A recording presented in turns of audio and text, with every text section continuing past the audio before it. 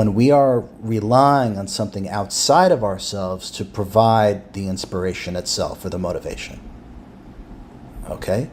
So what we want to learn to do, from my perspective, what we want to learn to do is to not have our state of being dependent upon anything outside of ourselves.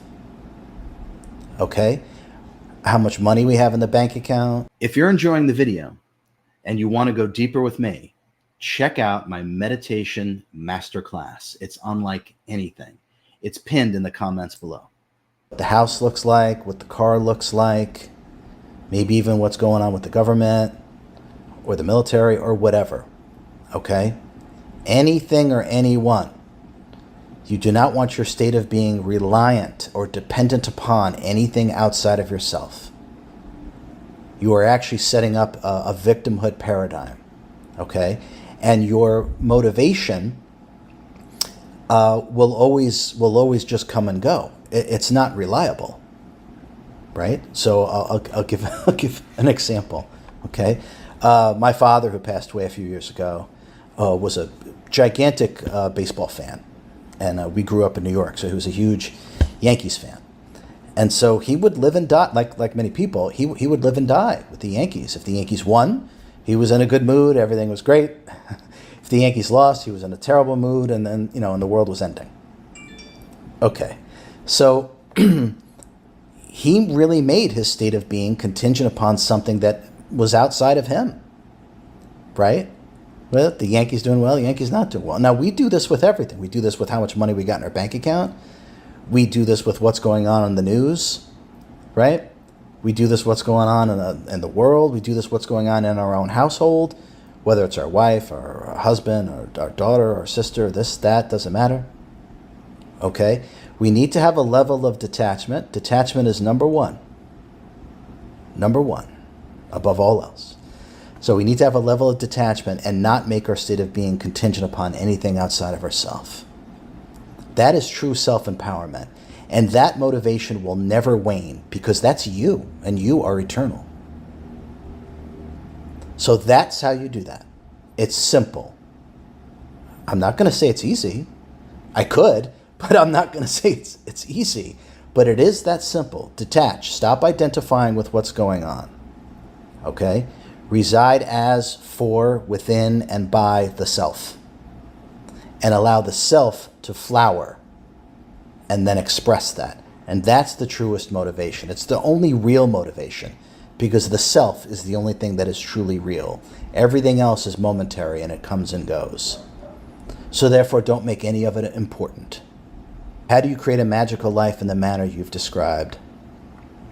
By letting go of the ego-mind identity. For all of you that have gotten the book or just now getting into the book or some of the courses on the website, the ego-mind identity is who you think you are and how you feel about it, how you feel about yourself, and it's not you. So if you want to create a magical life, you have to learn how to let go of that, and the book shows you how to do it. It's not complicated. And as you move past all your limitations and identifications, what remains is you, and you are magic itself. You are an immortal creator being. You can create whatever you want when you remove the limitations. And the EMI, the ego-mind identity, is a limitation program that runs by thinking. And what's the remedy for thinking? Meditation. And we want to normalize that state of clarity. So there is no thought process. There's clarity and higher consciousness imagination. How do you move to a different timeline when you're, okay, you're not here to move into a different timeline. You chose this timeline, as did I, as did everyone who will be watching this video. The point is not to escape this timeline. The point is to experience the depth of yourself in relation and in context to it. That's the point. There is no escape.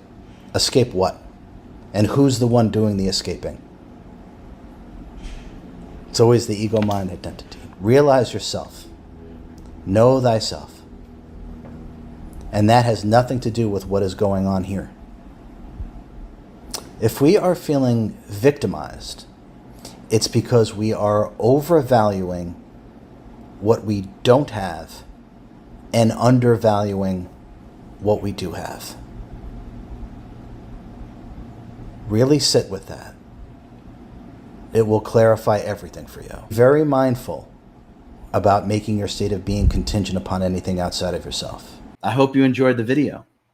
Now, if you are desirous of more of the real you and less of your conditioned, agitated mind, if you know that you can create a life that you're not leading right now, but you know you can, check out my meditation masterclass. It's pinned in the comments below.